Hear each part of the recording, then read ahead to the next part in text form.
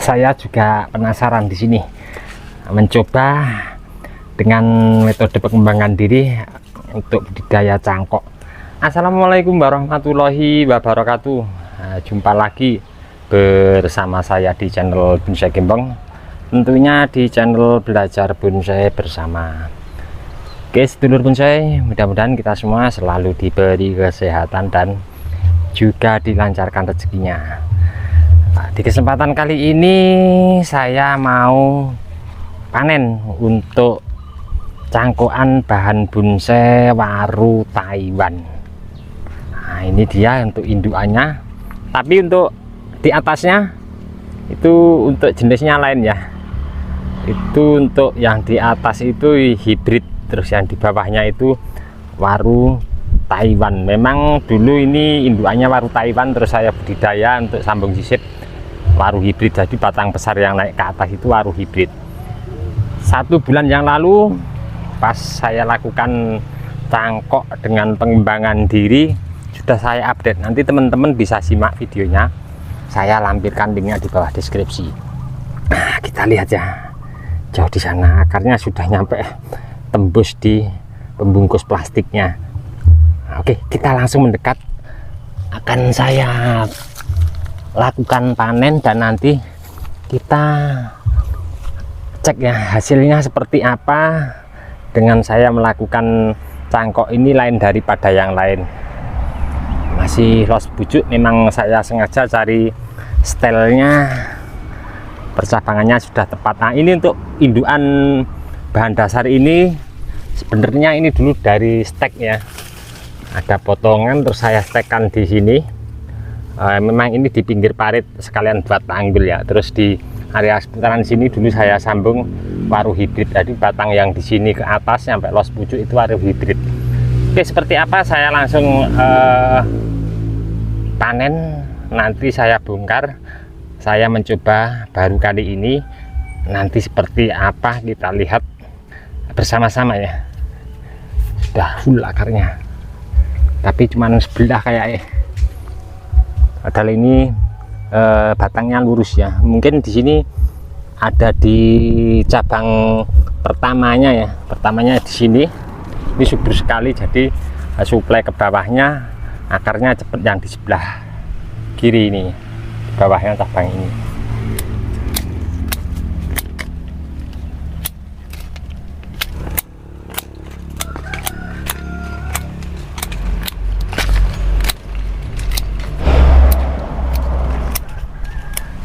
Untuk daun di atas full saya pruning keseluruhan, bahkan tadi ada beberapa dari pecahan anak cabang yang di atas saya buang banyak sekali. Ini saya punya alasan karena apa, total keseluruhan jumlah akar ini untuk menopang suplai nanti terlalu banyak cabang, saya rasa untuk saya pribadi secara logika mungkin tidak mampu ya. Jadi untuk beberapa cabang di sini memang anak-anak cabang saya buangi, terus tapi los pucuknya masih, cuman masih ada beberapa juga saya sisakan, jadi saya seimbangkan sama jumlah kondisi akar di bawah. Oke, saya langsung mau lakukan eksekusi, nanti kita bongkar seperti apa hasil saya mencoba budidaya cangkok dengan pengembangan diri ini.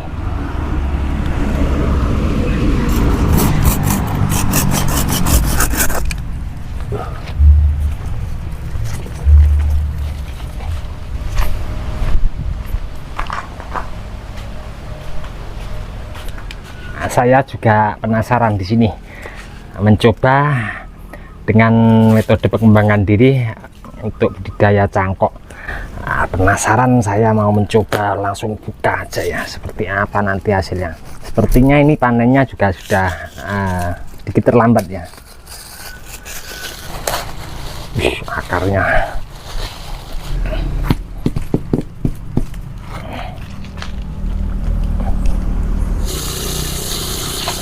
ini dia untuk hasil setelah saya lakukan dengan metode pengembangan diri. Saya lakukan cangkok 1 bulan yang lalu, sedikit kurang memuaskan. Nah, di sini nampak ya, saya kasih bekas botol aqua, saya potong separuh, saya taruh di bekas kupasan di tulang tengah. Jadi intinya saya pengennya akar nanti sudah seperti ini ya. Tapi ternyata di sini ada satu akar yang tumbuh di sebelah lebih duluan.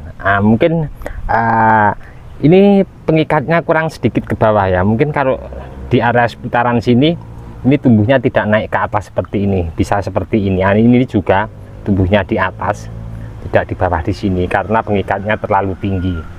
Oke, kita lihat cek yang di sebelah sana ya seperti apa ya. Ini dia. Kurang begitu memuaskan ya, posisinya tumbuhnya jauh sekali, terlalu ke atas karena pengikatnya, pembungkus cangkoknya terlalu naik, kurang ke bawah. Tapi saya mau mencoba ini, nanti coba langsung tanam. Akar-akar ini nanti saya biarkan dulu walaupun titik tumbuh tunasnya di atas untuk mensuplai daripada pertumbuhan nanti di atas, karena cabang ini masih los beberapa cabang. Mungkin nanti anak cabang dari beberapa cabang di atas akan saya kurangi ya, karena akarnya ini sangat minim sekali. Oke, saya langsung mau kondisikan untuk pemotongan tulang tengahnya ya. Ini saya kurangi saja akarnya. Sebelum saya tanam, di sini saya mencoba untuk pemangkasan akar yang oper di sebelah sini. Saya pangkas.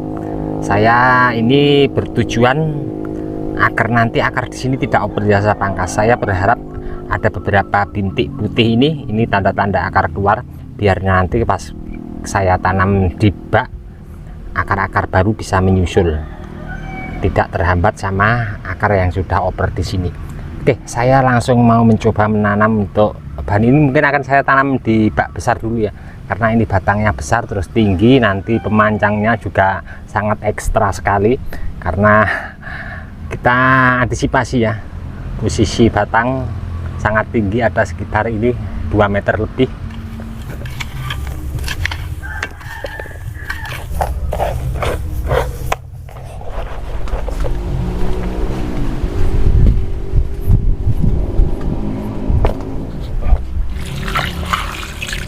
Untuk media tanam di sini memang konsep penataannya sedikit lain daripada yang lainnya.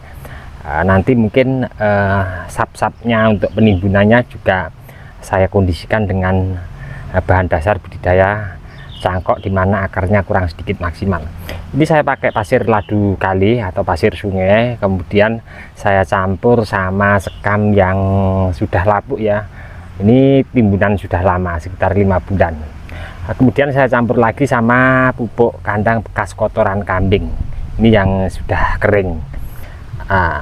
Oke, saya langsung mau mencoba untuk penanaman. Ini saya kasih 2 susun untuk tak-taknya. Di sini saya pakai bekas pecahan upin ya, karena bahan dasarnya agak sedikit besar biar nanti menopang agar kalau sekamnya ini lama-lama semakin busuk, tanaman yang di atas tidak turun, hanya sedikit antisipasi ya. Ini tetap langsung saya kasih tatahan pakai karpet.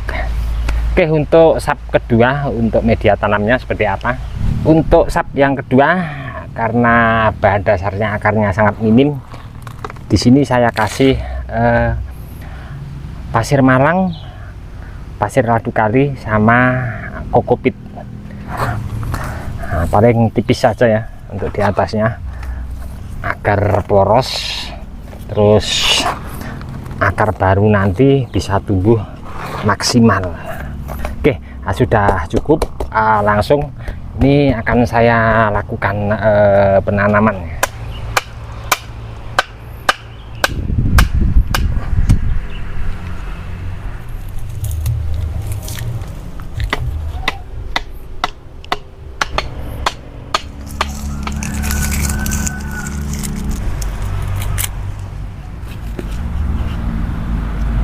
Untuk penimbunan di area seputaran yang nanti ke depan saya pengen tumbuhkan akar-akar baru, ini saya untuk penimbunan full pakai media tanam kokopit ya. untuk menjaga kelembapan daripada di area tangkal batang, dimana nanti kita mau menumbuhkan akar-akar baru. Nah, setelah seperti ini, untuk media tanam masih ada beberapa sisa yang pasir ladu kali sama pasir malang sama kokopitnya saya lakukan penimbunan di atasnya. Nah, untuk di area seputaran ini nanti full saya akan timbun pakai media tanam pasir ladu kali, sekam sama sedikit pupuk kandang yang sudah kering fermentasi. Aman ya, karena di sini lapisannya untuk penataannya untuk akar baru pada batang utama yang di bawah tidak menyentuh lagi ke pupuk.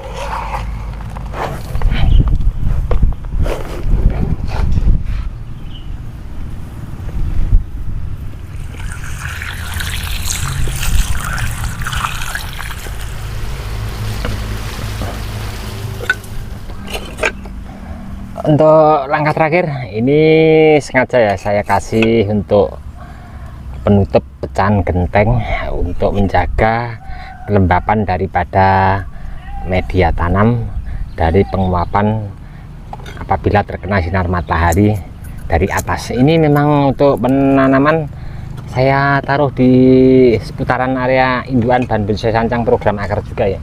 Nah, teduh kalau pas jam 11 nyampe sore bahkan ya, tapi kalau pagi dari jam 7 nyampe jam 10-an masih terkena panas, aman.